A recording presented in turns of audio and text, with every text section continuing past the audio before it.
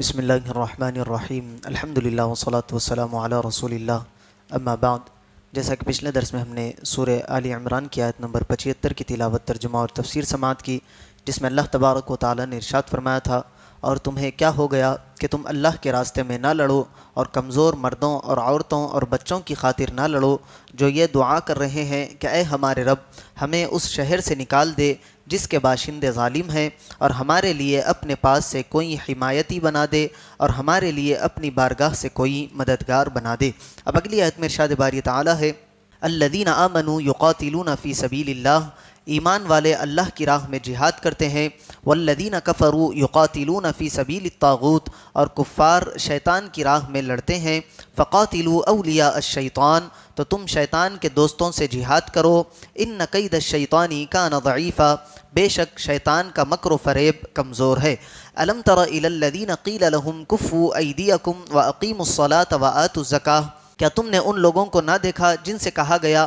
کہ اپنے ہاتھ روکے رکھو اور نماز قائم رکھو اور زکوٰۃ دو، فلما کتب علیہم القتال اذا فریق منہم یخشون الناس، پھر جب ان پر جہاد فرض کیا گیا تو ان میں ایک گروہ لوگوں سے ایسے ڈرنے لگا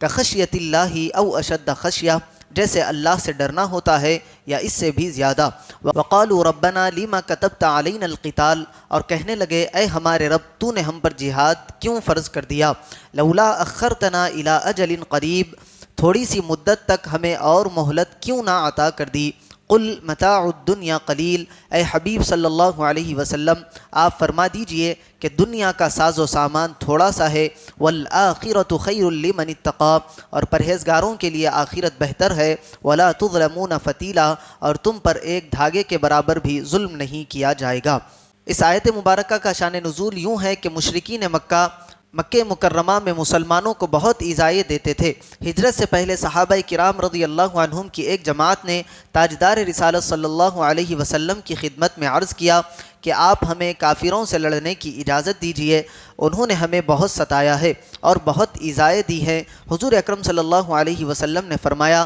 کہ ان کے ساتھ جنگ کرنے سے ابھی ہاتھ روک رکھو اور ابھی صرف نماز اور زکوٰۃ ادا کرو۔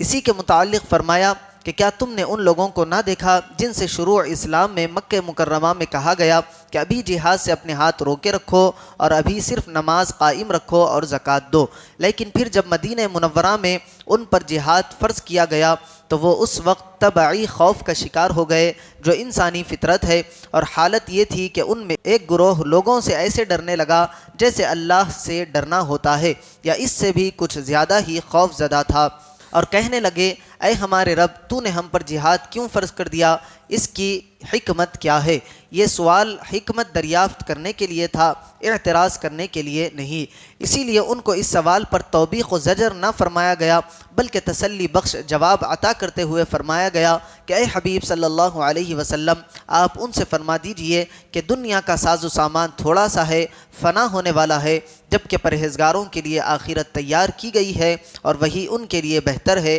لہٰذا جہاد میں خوشی سے شرکت کرو۔ اللہ تبارک و تعالی سے دعا ہے کہ اور سننے سے زیادہ اعمال صالحہ کی توفیق عطا فرمائے۔